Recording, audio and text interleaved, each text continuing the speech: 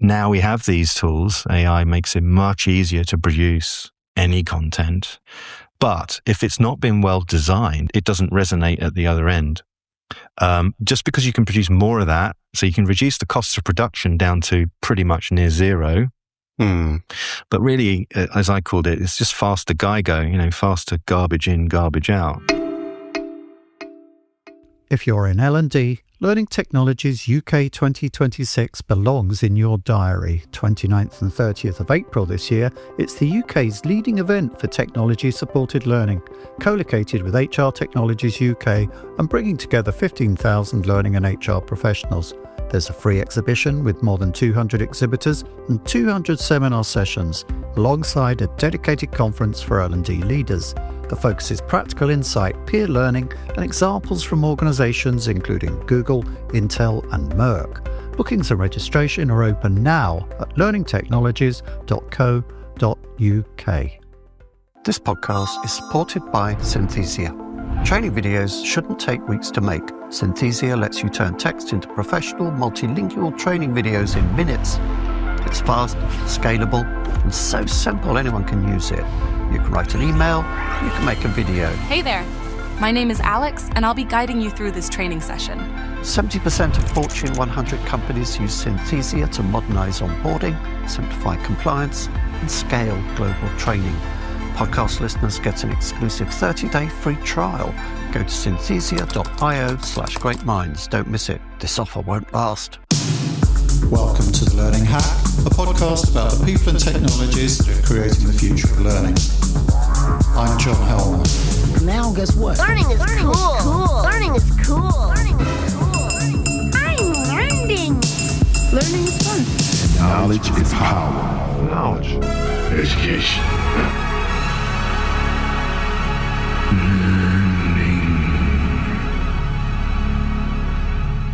The e-learning industry has been selling something for 30-odd years. Content, lots of it, packaged, tracked, delivered, ticked off, and the picture's barely changed. Here's the course, do the course, job done. What's changed is the scale. AI can now produce in minutes what used to take weeks, and a lot of the industry is treating that as good news. More content, faster, cheaper. My guest today calls that faster garbage in, garbage out.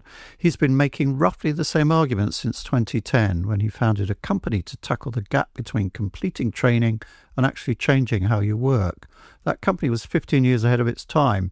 He's been at the sharp end of the industry ever since, nearly a decade running EMEA for a major LMS company, now building an AI-powered platform for small businesses who can't afford to get compliance wrong. Yes, we go back, me and Lars. We were both at Epic in the early 2000s when the e-learning model that he now argues against was taking shape around us. Hack facts. Lars Hyland is Chief Product Officer at Enlytning, an AI-powered compliance and performance support platform for UK small businesses and an independent advisor to EdTech, LearnTech and HR Tech startups on product strategy and growth. He holds a BSc in Information Technology from the University of Salford and an MSc in Music Technology from the University of York, a combination that gave him an early research-grounded interest in how people learn through technology. His career has taken him from the early days of interactive multimedia, through a decade as a senior leader at Totara Learning, where he built and led the company's global partner network, to founding Retenda in 2010, a learning reinforcement platform built on spaced repetition, a decade before it became fashionable. In our conversation, Lars takes a pretty bleak view of how AI is being deployed in L&D right now. But he's not pessimistic. He thinks the tools are forcing the industry towards a question it's been avoiding for years, and that question is a good one. We also got into the LMS wars.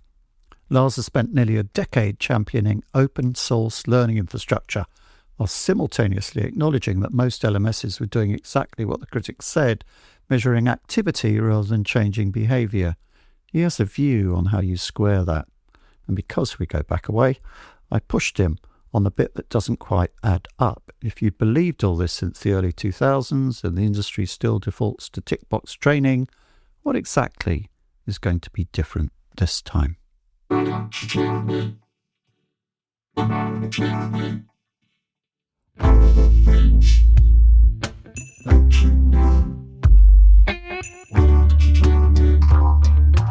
So, Lars, it's brilliant to have you on, and I should flag for the listeners that we go back a long way.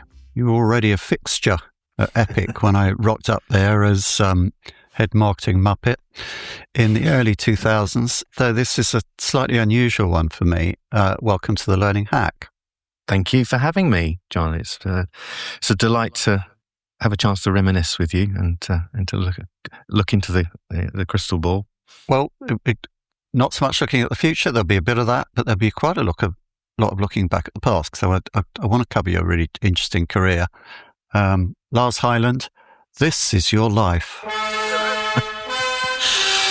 John, thank you. I hope it's not the end yet, so I think there's a bit more to go. Yeah, so when people win a Lifetime Award, not that this is the equivalent of a Lifetime Award, but when people win a Lifetime Award for achievement, you meet them afterwards and the first thing they will say is, oh God, does that mean it's over? There you go. Tough luck, David James. So, the Epic days. You were doing very well there, am I right? Big retail banking clients, hitting your numbers. Looking back from where you are now, what do you think we were actually selling them? And did it deliver? Well, that's a good question, because we're going back quite a while in time, aren't we? Yeah. We're talking early 2000s.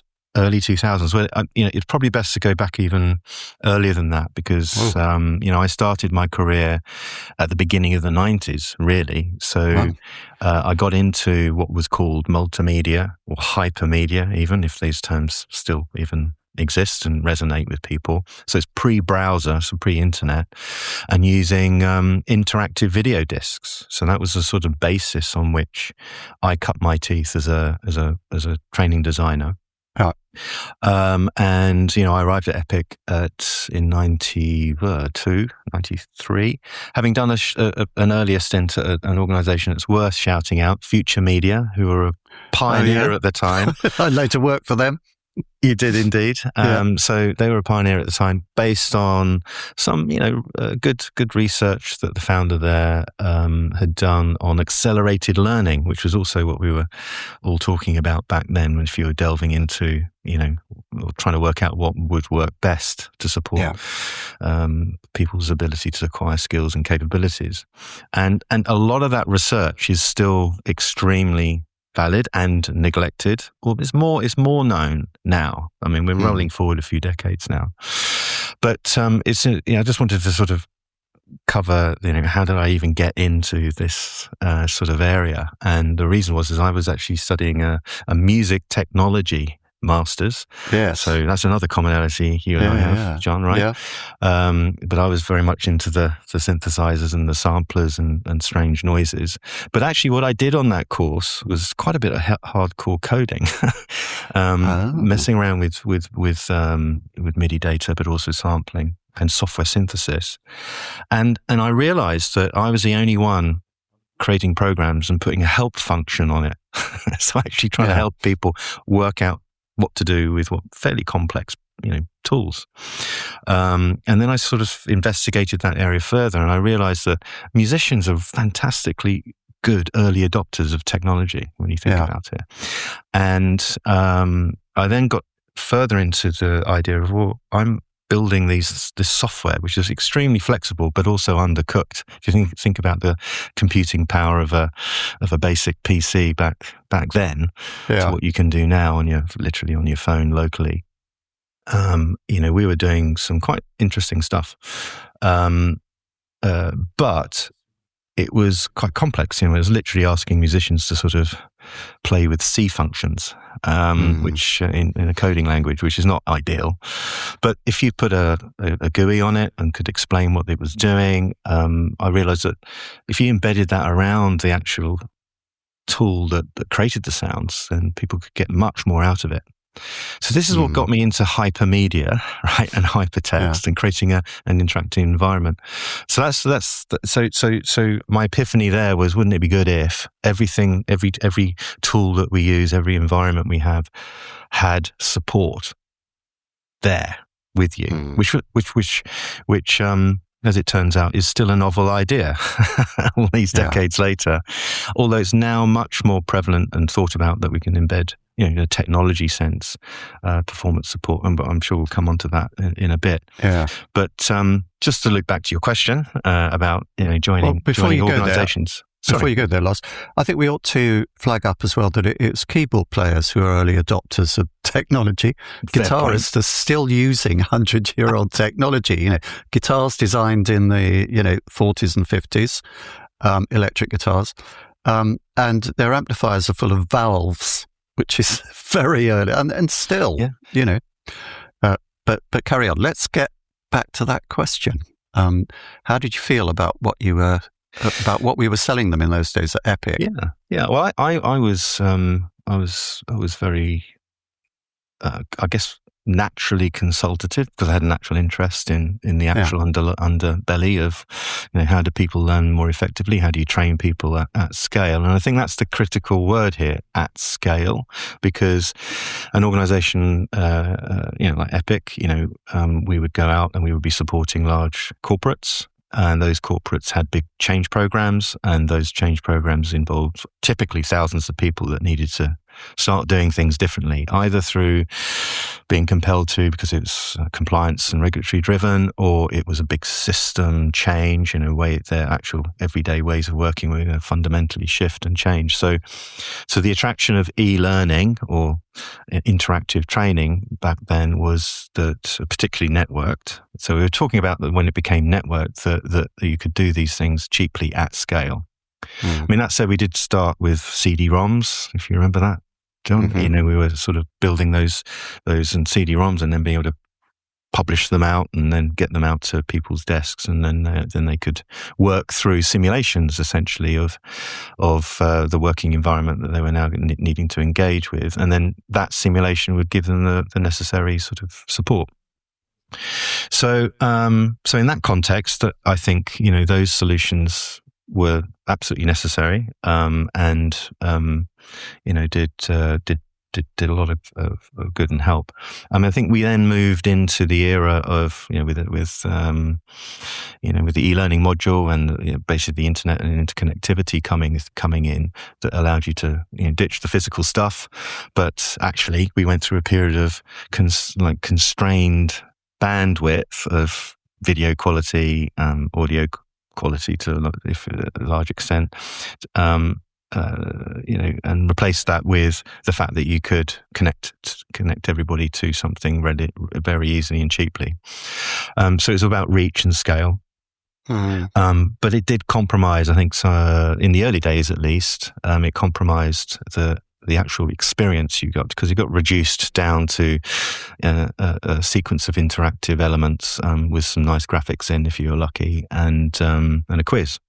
And then we sort of we still live with that now. That we sort of that de facto set of approaches, which the team at Epic and the early pioneer companies really were setting out the actual underlying operational production practices to sort of build that out, and we were learning as we went along.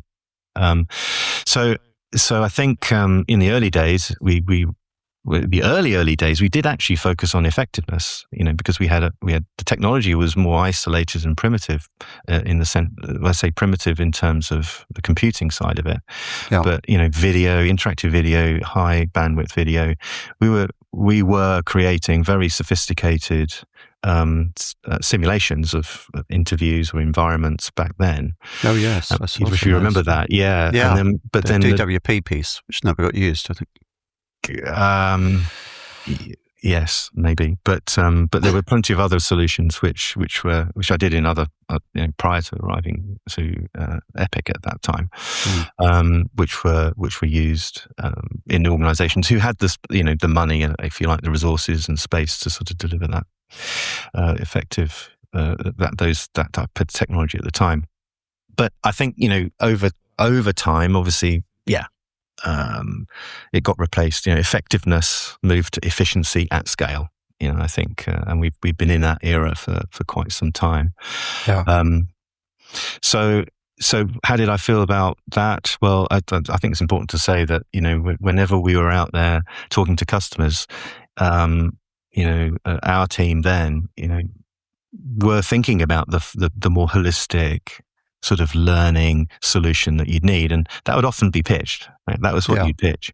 But what got bought was perhaps not all of that solution, and that just came down to often the right solution that would deliver the maximum impact takes more time and bit more budget than organizations were willing to stomach at the time. And, I think that's still often the case. So that was the era, of course, I suppose the early 2000s, where the model kind of solidified around, LMS plus content, to put it crudely, that I was talking about there. It is worth saying that it's not like you were uneasy about that, but the rest of the organization was 100% with it. Because as you say, I mean, Epic was really quite forward-looking in the things it recommended. And, of course, Donald Clark, CEO at the time, was cranking out white papers, one a week, arguing against that model for the most part, which it was continued to do. So was there a moment where you realised that was happening, found it was difficult to get clients to look beyond that, and felt uneasy about things? Is there any particular moment that shifted you? No, I mean, I think it was more, I was always aware, always very much aware, just because I was naturally researching the whole field of, what does good learning design look like, and what does that experience need to be? And it as we all know, well, I say all, it should be more widely known, but a good learning experience isn't just content. It's not just consuming one item or and expecting people to be miraculously changed at the end of that. The old sheep dip, which is a common phrase that we used even back then. It still happens a lot today. It needs to be a much more considered blend of learning activities and practice and reflection activities. So there's plenty of good practice that's been written about that, but it hasn't necessarily become the de facto approach to when applying it. That said, I think it's getting much easier to sort of shift to that model, which I can talk about. But I was aware of it back then. I would be presenting that to customers. Some would buy into it. And others, as I say, it would default back to the sort of the core. Right, we need a bunch of people to get through these courses by this date, and that was the sign of success for them. So in 2010, you founded Retenda, which is in a way a reaction to that, a reinforcement learning platform built on the idea that training transfer can be as low as 20%. So sheep dip training is probably losing about 80% of what you're trying to teach people. That's a problem to build a company around. Where did the conviction come from? Again, delving back in time, you mentioned how guitarists still use old technology. Well, you delve back into the archives of research, and you can come across figures like Ebbinghaus, back in the late 80s, looking at memory and reinforcement. Well, I have another podcast where we delve heavily into the I'm sure you do, research. Yes, exactly right. So there's that, but then building further onto more practical aspects, there's been research done around interval-based reinforcement, spaced learning, as some people would call it, and that's become much more recognized now, and it's either a feature or it's a focus. There's good solutions out there now. And I was ahead of the curve, I think, in identifying that. We built Retenda, and it was all about shifting the focus to support people's ability to be nudged, essentially. So again, use the word nudge. We didn't use it back then, but behavioral sort of techniques to sort of nudge people to start using new knowledge and skills at an appropriate moment. It's only then that you start to shift that into your sort of personal skill box, shall we say, and it becomes a skill and capability that you use. So, we built that. We had some good traction with some international training companies using it. So Capita and Bupa at the time were customers, which was great. But one of the lessons you learn, that you can come up with great innovation, right? Again, in business, a lot of things is about timing as much as anything else. And so Retenda, was a lot of time was spent educating the market to sort of recognize the challenge and the problem. People would recognize the challenge and the problem. But like I was saying earlier, the sort of gravitational pull of saying, well, okay, we need content in front of people. We need people to complete that content and tick a box. And then, we run out of time and effort, or the agenda moves somewhere else. So the desire to sort of really follow through and genuinely build capability and skills, you really needed to find people who sort of understood that. So yeah, a great concept. And if you look out in the market now, it's a category. There are people out there who deliver specifically that type of solution. And in fact, actually, it's becoming more and more subsumed, I think, into as a feature set, for LMSs, but also even going beyond that now as we march forward into AI support. Then it just becomes a natural dynamic if you direct it in the right way as part of that experience. So maybe Retenda are a bit too far ahead of the time. Might have been easier, really. Right, if you started it today. I mean, it's not only having a great idea, it, as you say, it's the timing. Yeah.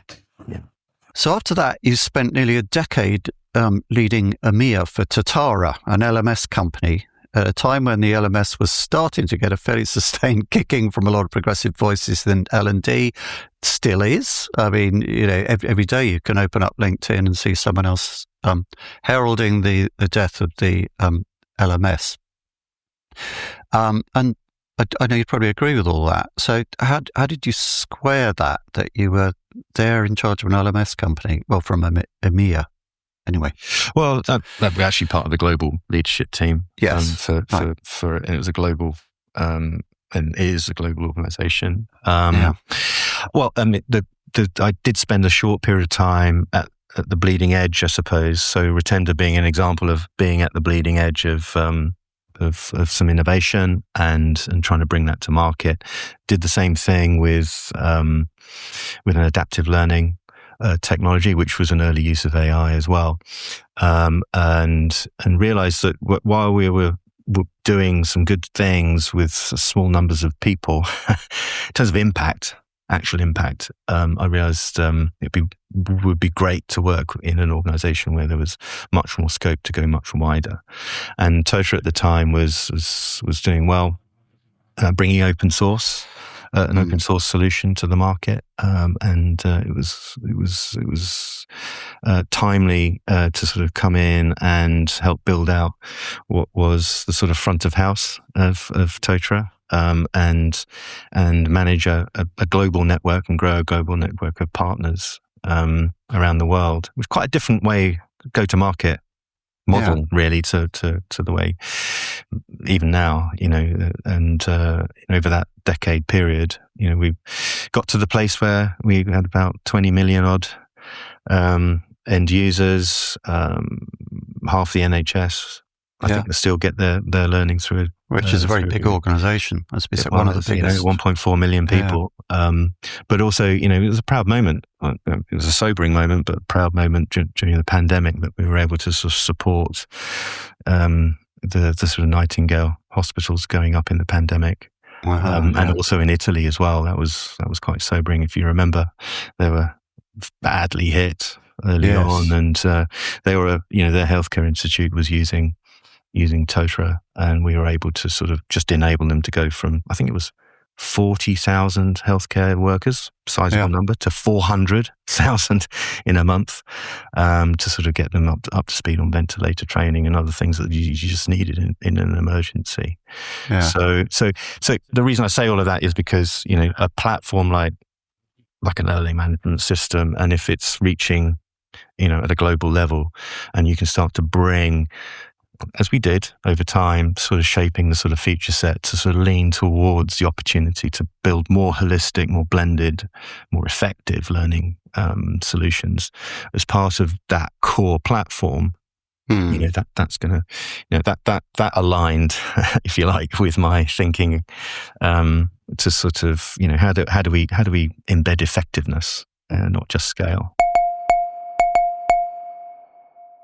If you're looking to connect with the top minds in learning and talent, there's no better place than an iVentive event. Since 2009, iVentive has hosted over 300 events for global heads of L&D and talent.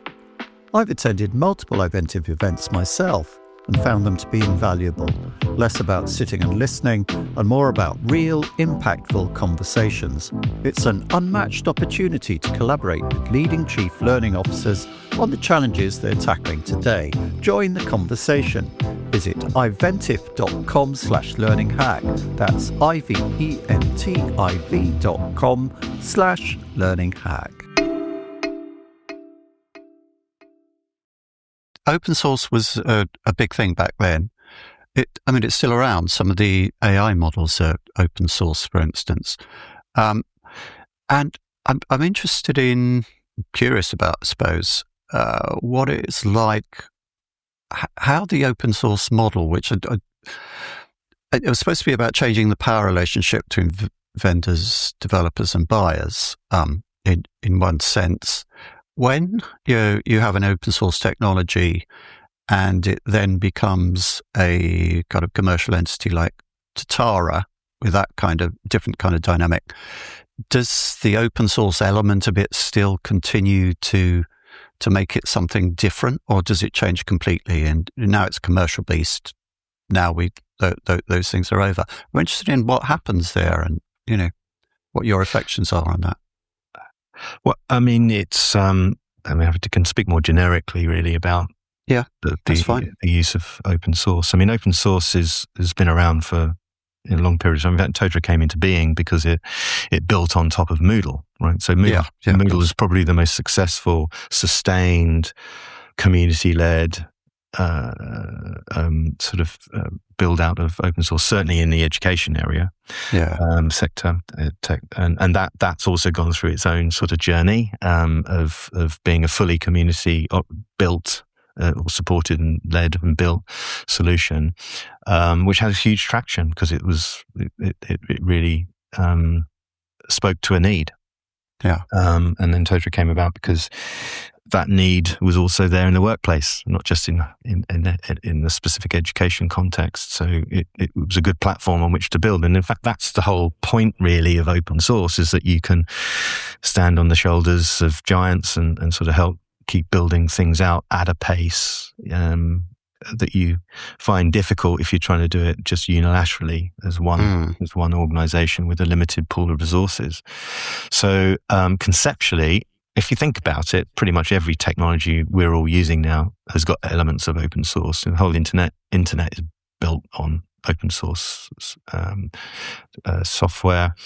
So it's always a mixed model. You've got full community built open source. A lot of those projects sort of start to fray at the edges as the community sort of gets interested in other things, or it gets adopted and then turned into a sort of mixed model, which you can see, or it gets you switch over, you have a full proprietary type of solution. Yeah. But is your the kind of impetus of innovation in that product, when it becomes a product, does that become very different? Does it slow down? Is it harder to get the innovation going? I don't think so. I don't think you have more limited resources. No, I think it doesn't relate to open source or closed source. I think it's if it's managed well, then you can have significant acceleration of production. But in a way, there's a bit of a moot point now because we're now in an era where we can tap into sort of code production using AI and AI agent support, which opens a massive opportunity for either experienced or focused individuals or small teams to build at scale and at massive pace. And we're so I think that's another tranche here of of what we're going to see really manifest itself over the next 2-3 years is how new technologies, new businesses can be built with small teams and sustained as a small team, and be building out, the necessary feature sets and improvements to a platform using technology, building technology. So that brings us up to date in a sense, because you're now at Enlytning, which is kind of about compliance and focusing on SMEs and so on. But tell us about Enlytning and what you're doing there. Sure. So this is a bit different, and it's one of the things I've been delighted to sort of help bring to market. And it's a different sort of area. So while my experience largely to that point has been about enterprise, large organizations, how do you support learning and development at scale and deliver change at scale? I was always curious about smaller organizations and how they get supported, and often when you're very small, then you don't have the infrastructure, you don't have the resources either to sort of do things in ways that you'd like necessarily. And if you boil things right down to their sort of core, then if you want to grow a business as a founder or as a leader in an organization, then you need infrastructure, you need structure. You need to be able to document that, and then you need to have a means by which your team or teams can operate to those standards. So that's really what Enlightening is about, is to sort of help people cross a Rubicon or a chasm, should we say, of, well, I've got to this point through informal communication because I've got a small team, but it's exhausting as a founder. You're wearing all the hats. How do you write that down effectively in a constructed way? How do you meet compliance, external regulatory demands on you as you try and build a business that serves bigger businesses? And often people struggle with that. They sort of hit a ceiling and can't get past that. So what we've done is built a platform that really streamlines the ability to create an organized set of standards. So that includes your compliance, the regulatory stuff that you need, whether it's company policy, HR policy, or sector specific materials, and then using the power of AI to sort of personalize and customize that to your particular needs. And then auto-magically being able to produce very targeted, contextualized learning performance support that can be really tailored down to even the individual in your team. But the beauty of this system is that you remove a lot of the administrative overhead that stopped people going there or even trying to do this. But now you have a mechanism by which you're able to provide consistent advice, 24/7 support, because your team can talk to these documents and can be guided with very specific, what would you do in these situations? They're literally the situations that you would find yourself in your role in that organization. So it's much more actionable. So that's the whole principle. So it's moving away from packaged content to a flow of context. That's one way of putting it. So so it's much more about that ongoing support and getting to a place where leaders free up their time. They're no longer answering the same questions all the time, struggling just to keep their team aligned. They're the human in the loop trying to do that, and to sort of take 80% of that away, so that people can get the answers when they need it, build their confidence and act. But then to surface those opportunities to improve, so you start to genuinely spot the edge cases. You have the time to deal with the edge cases. You have the means by which to quickly capture and document those edge cases. So then you get this improvement loop going, which is often missing. So that's what we've got. So Enlightening is aimed at small businesses, it's a cost-effective solution to sort of really help those organizations get structured and put themselves into a position of growth.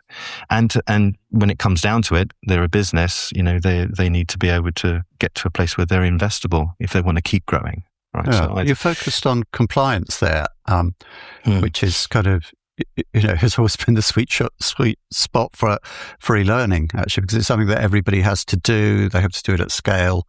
Nobody gets all that excited about it, but it kind of has to be done. Many places it's done in a tick box. Others it's not. Certain industries put a lot of effort into, if you're in oil and gas doing health and safety, for instance, it matters an awful lot because, people die. So I can see the kind of commercial logic there, and it makes absolute sense. And you've given a really good explanation of what you're actually doing now, which I'm ashamed to say I didn't really quite grasp before this interview.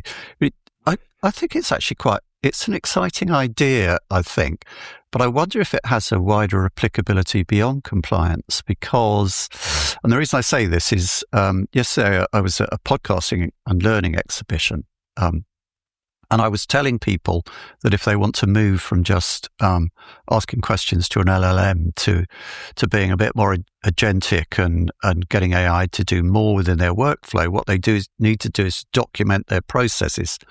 I am aware that small companies, this does become a barrier because, when it's that kind of classic founder situation of, maybe 12 people in a room, 25 people in a room, whatever, and you can all talk to each other very easily.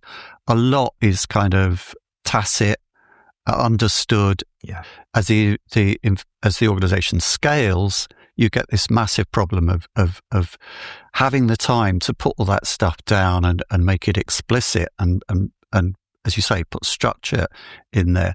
Do you think there's a lot of scope beyond compliance? Is that part of your kind of It is. Day 2 planning, your day 3 planning? It's day 1 planning. Right. It's part of it because, you're right. We currently lead with it's about compliance because that's the element that people have to do. And there's a pain point there for every organization to sort of be operating safely. But really, I use the language of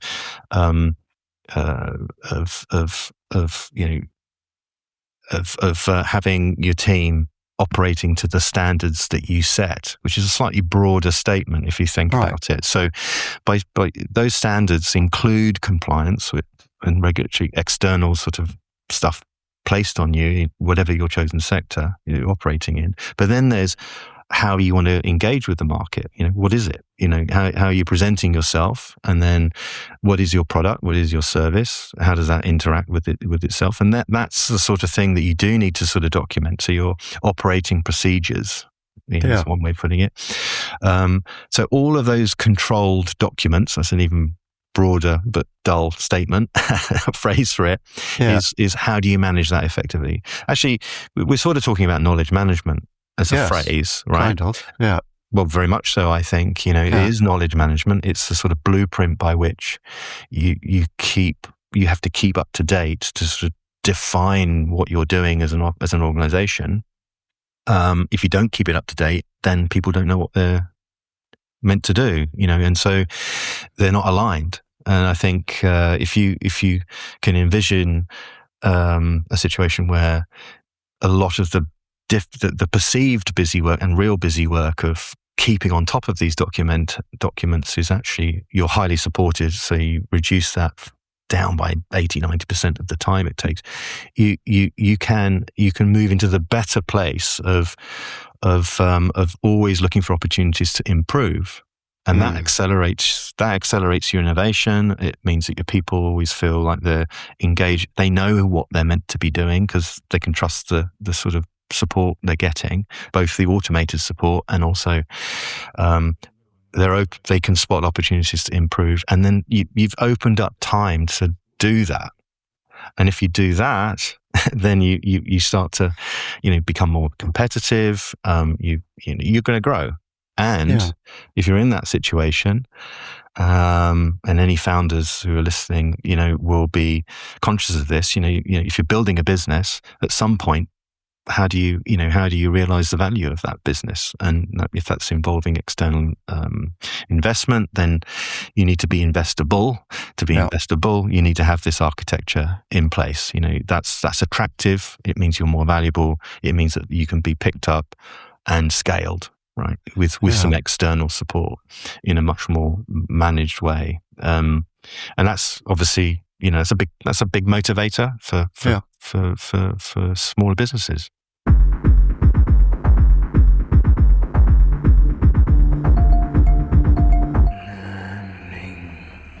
That's really interesting. I mean, it's interesting to me because that thing of crossing the chasm, I've been very aware of this, that, statistics will show that there are kind of breakpoints in the developments of companies. Many of them, and you'll know many of these because there are loads of them in Brighton, many companies never get beyond 25 people in a room, maybe 4 million turnover a year if they're lucky. Well, both big companies like that. And make it across to more like kind of epic learning pool scale and beyond. And I've always approached that from a kind of marketing point of view, because in my consultancy work, because that's kind of what I do. But one thing I've become aware of in that is that with learning particularly, that part of looking at that breakpoints and how organizations evolve is when they get, typically they'll get an HR manager first. And that person will have some responsibility for training. As they get a bit larger, they might get a kind of learning person as well. It's quite a while before they get to the kind of edifice we have at the moment.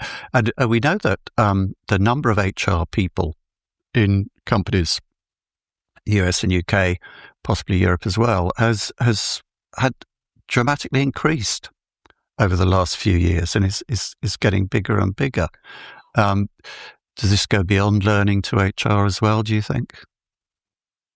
I think so. I think that's an interesting sort of trend, isn't it? Which might change. I was going to make one comment, which is, if you look at the direction of travel, scaling a business, there's a potential decoupling, particularly if you're a technology-oriented business.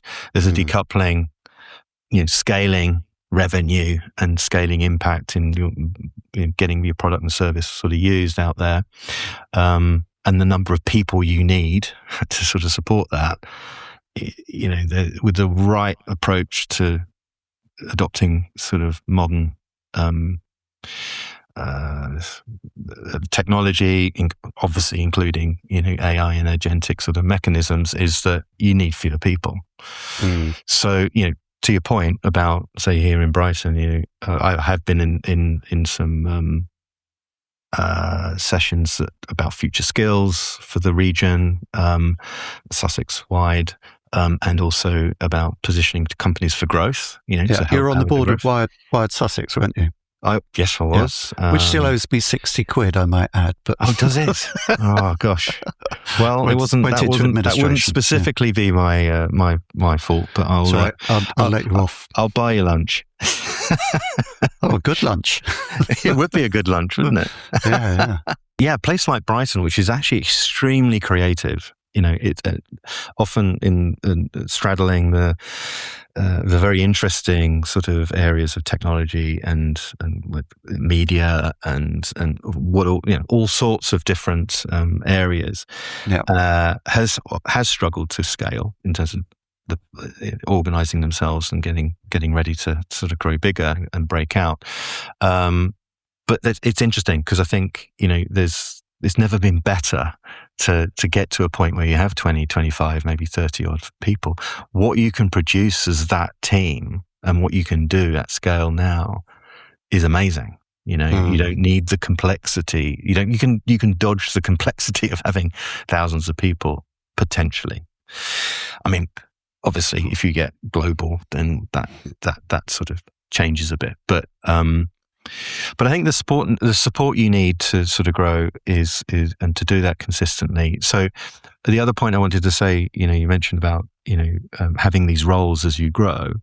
Well, if you get the core mechanism in place, like a tool like Enlytning can delay the need to have a human involved for longer which actually saves you money and cost, and also gives you a stronger foundation on which, when you do bring someone in, for them to do much more with that at scale. So it sort of helps you balance your what you actually need in terms of resourcing as you grow from being a, say, startup level, smaller team to that next level where, as you absolutely point out, communication gets more difficult, alignment gets harder if you don't have these sorts of tools in place.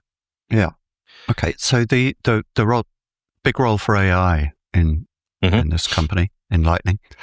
You've been critical of how the industry is using AI, mostly to produce more content faster, which you think is the wrong application. You're not alone in that opinion.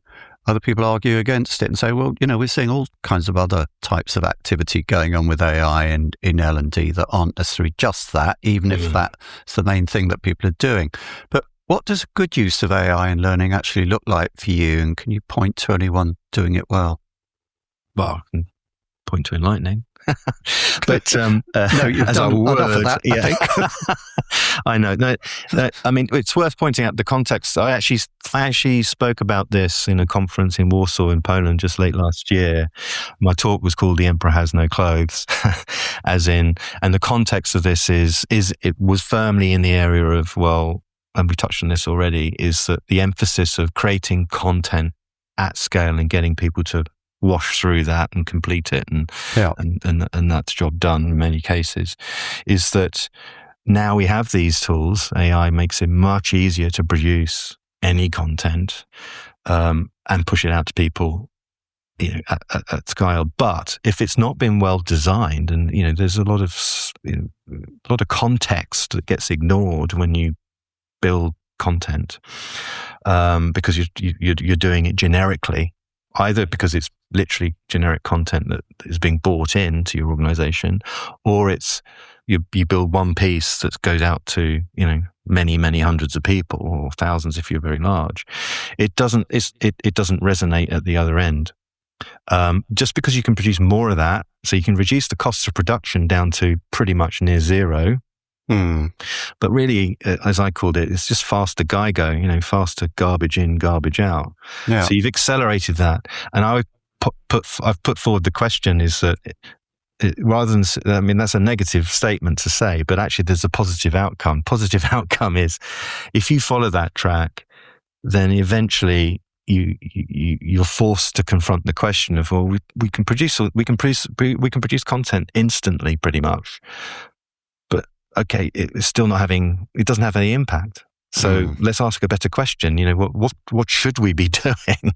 And it's clearly not just that content. You need to be thinking about all the other things that need to wrap around any change requirement.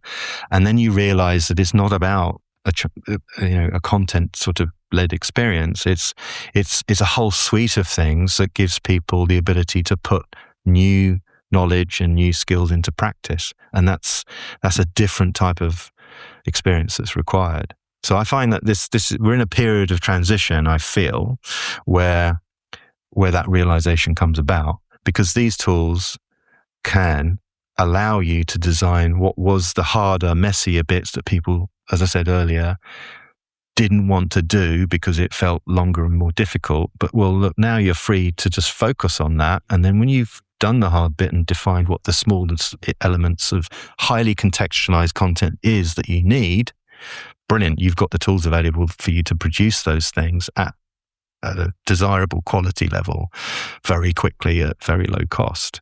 But now that's a better way to think of it, rather than doing what we've been doing already, but cheaper and faster, because that's just, as I say, faster garbage in, garbage out. So have you seen the green roots of people doing more useful things in, any particular examples, or are you just, too busy building out your business to look at what other people are doing? It's not, yeah. I mean, I am doing other elements as well. Yes, there's some good work going on in terms of the application of AI in the more wider talent space. So there's organizations like Talent Mapper who have tools that help get over other pain points around defining what the skills are what skills do you have in your organization? This is for larger organizations, obviously. Well, it still applies to smaller ones, but what is the skills mix that you have in your team and teams and people?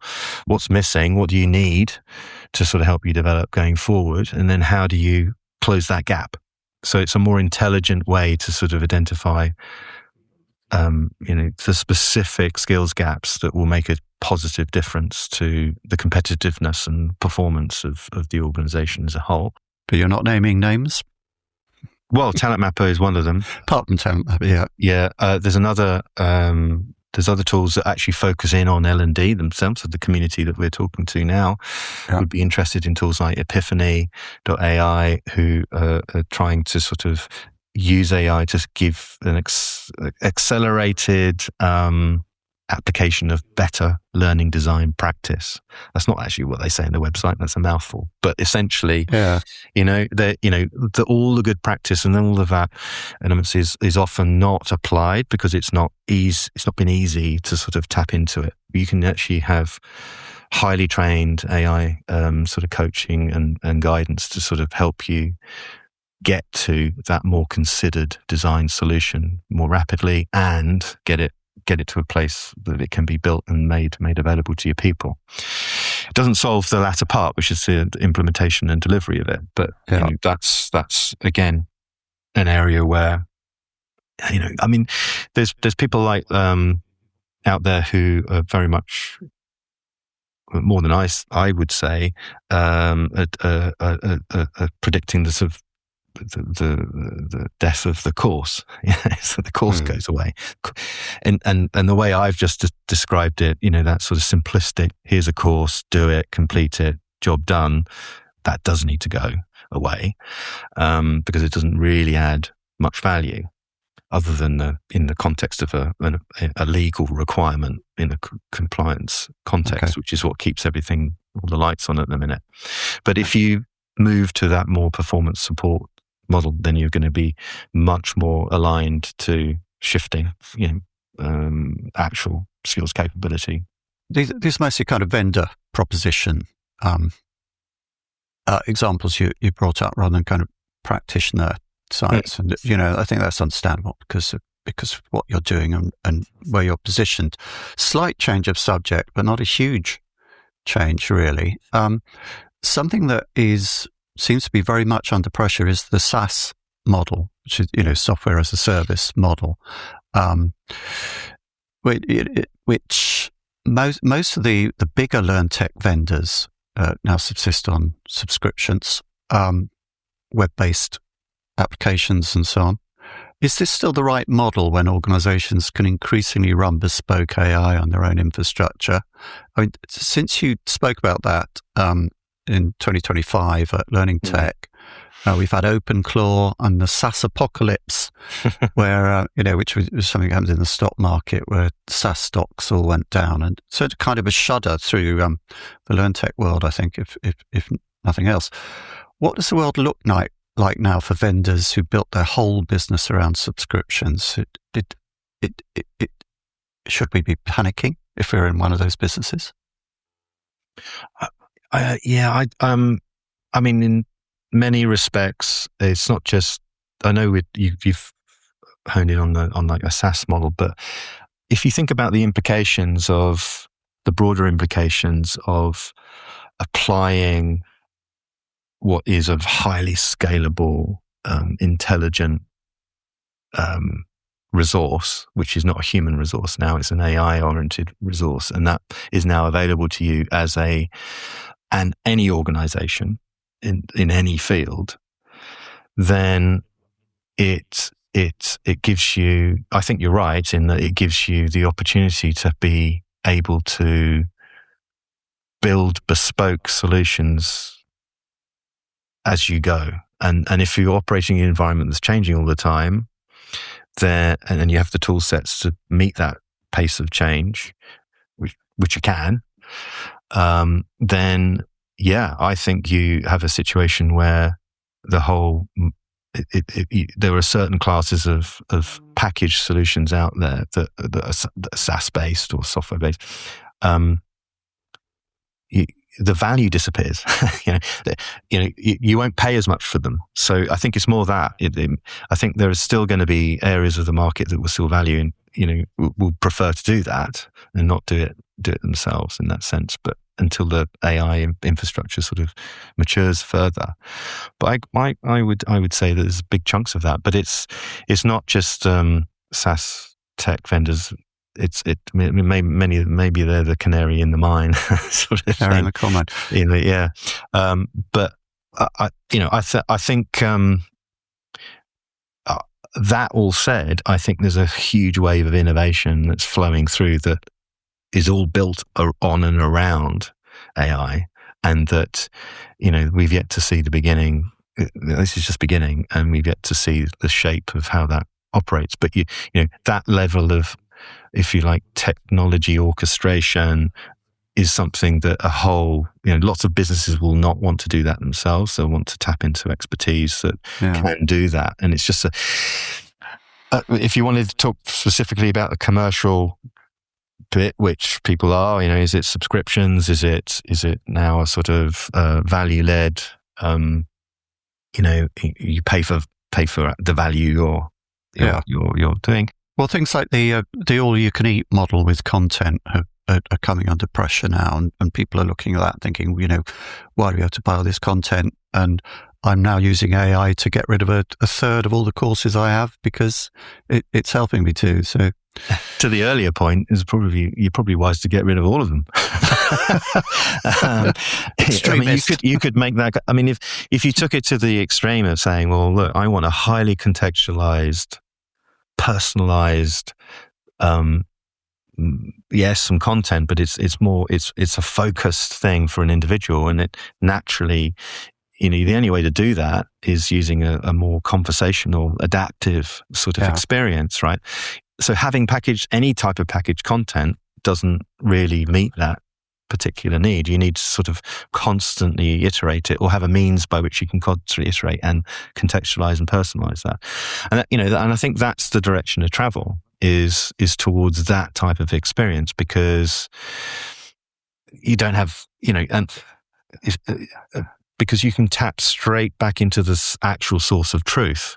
What is that for your organization? Which then comes back to what we were saying earlier about knowledge management. If you put your energy and focus in defining that well, then you don't need to sort of have this, which if you think about it, it's a bit of an artificial layer of training things abstractly, just in case, in many cases, which has then become something you have to maintain or pay for on an ongoing basis. Maybe you don't need it anymore. Maybe it needs to be something else. In which case, that whole layer gets disintermediated. It goes.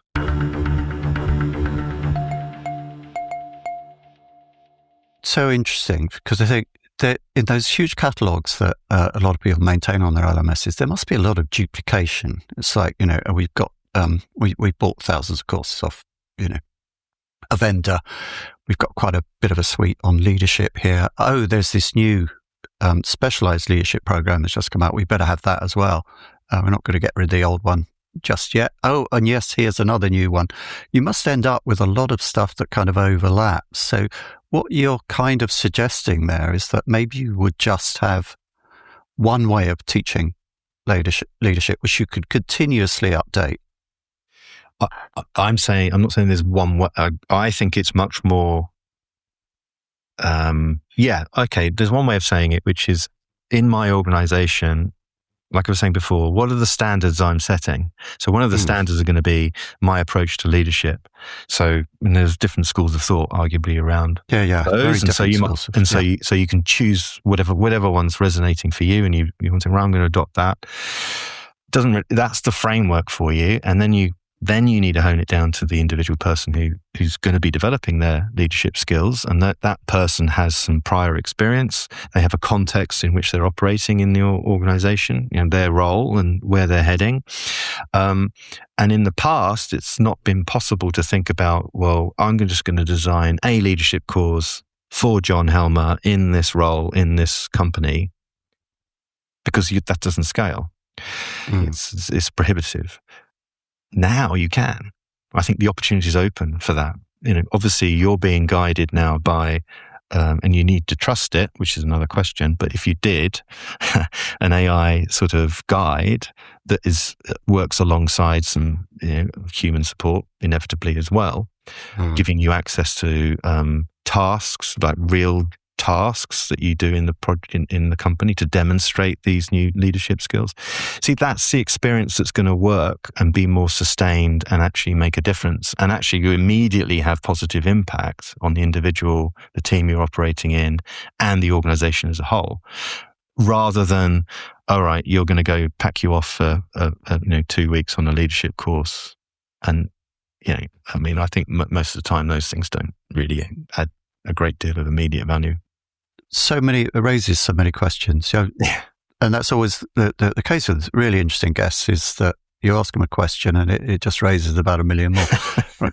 Conscious of time. I'm also conscious that I've kind of given you a bit of a grilling. It does tend to be friends who get worse grillings than complete strangers. So I apologize for that. But I think it's yielded a really interesting discussion for me. But finally, to end on a lighter note, you recently published a blog post about, is your organization jazz or classical? Interesting for me, because my daughter is about to graduate from studying jazz for 3 years at London Conservatoire, and we have constant jazz in the house, and I've learned a lot more about it. How much do you know about jazz? And what's on your Desert Island Discs, having started off with a kind of "this is your life" theme, and to see how kind of stuck we are in really old world legacy media formats, we're now going to end with Desert Island Discs. What is on your jazz record shelf that you could recommend? And it might be a Spotify playlist rather than a shelf nowadays. Can you give us 2 or 3 things people should listen to that exemplify for you what jazz sounds like when it's doing its best work, so that they can apply this to their working methods? Sure, I will do. I love jazz, but I equally, as you know, John, I've got quite an eclectic taste music-wise. But just to allude back to that article or that sort of line of thinking that I started quite a while ago, actually, I've used it a lot still, and in fact, it's now resonating even more, was to put out if you're an organization, so you're a group of people, basically, typically as you grow, you become much more like an orchestra, so standard operating procedures are still very important. And as I've just been saying, they need to be right and defined and iterate and evolve. And they become like your score. So you're the conductor with a score, and you have different people in different roles playing different instruments, and they all need to abide by that. That's still very much part of how an organization needs to operate. However, the environment we're in is moving at pace, and not just pace exponentially. That means, as you know, that just means everything's getting faster.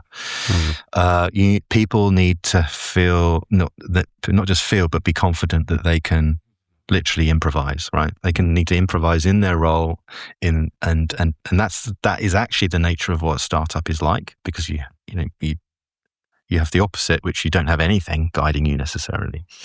So, but actually, jazz, you do have some guiding principles. Each person does know their sort of role, but it's an absolutely built into it that you will improvise.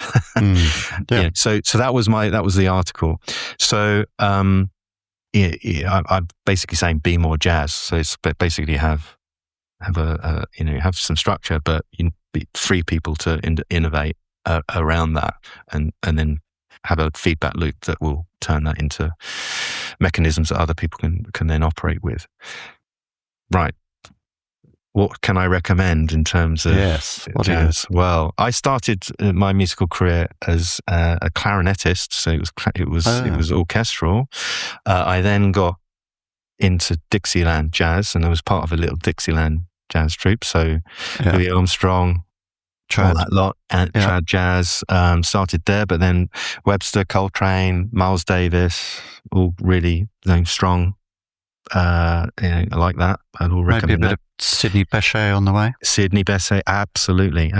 And then not recently. This is still early late 80s, early 90s. Great British collective called Loose Tubes. Oh, yes. Yes, know them well. Gigged with them.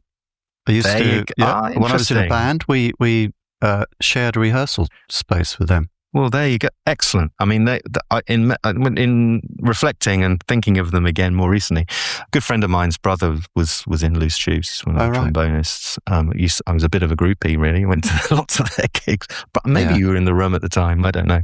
Yeah. But they're a large ensemble, and in a way, they represent to me that sonic version of allowing chaos at the edges, right? Yeah. But with a strong sense of direction. I thought their material was fantastic, particularly live. You could argue not so strong on the records. So if anyone's actually picking up the recordings, then pick a live recording. Okay. And then one more is Evan Parker. Oh yeah. Do you know Evan? Not well. No, the free improvising. He's at the other extreme. Free improvising of saxophonist. I mean, that's probably a hard listen for most people, but so amazing kind of technique. Archie Shepp, Sun Ra end of things. I don't know, with like very long circular breathing. He looks like he's playing his saxophone forever. I mean, I've had guests 40 minutes. who clearly practice circular breathing. Hopefully I'm not one of them. No, you're not one of them, Lars. You've been really interesting. Thank you very much for today. Can I add one more thing? I'll go on then. Because you're just in terms of music recommendations, but of course. But then there's books. So books. I think there's a couple of books that I'd like to recommend to the group here because. What do you think this is? Ezra Klein? Yeah. Yes, go ahead, by all means. But since we're talking about formats, is it Between the Covers? Is that the other one on the television? Television. It sounds old-fashioned. Anyway, books.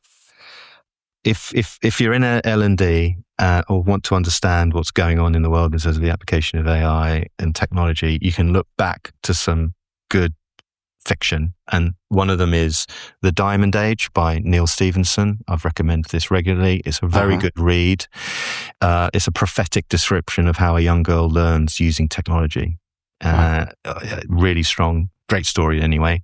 Another one, Permutation City by Greg Egan. This is about digital twins, and we're going to be, creating a digital self.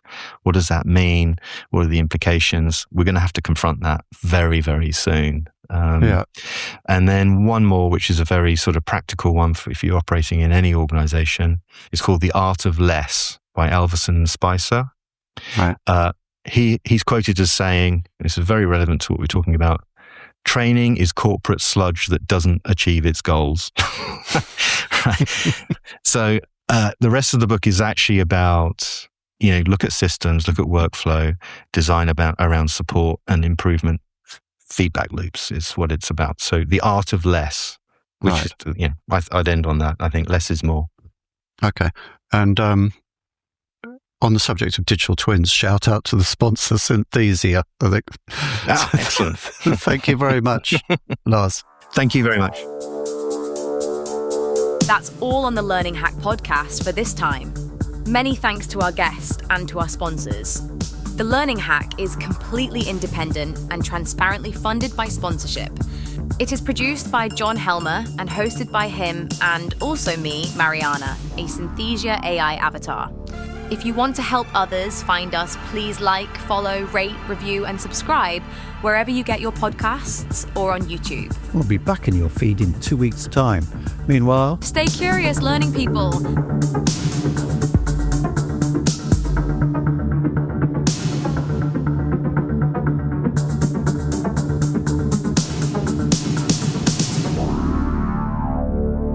Now I finally get it.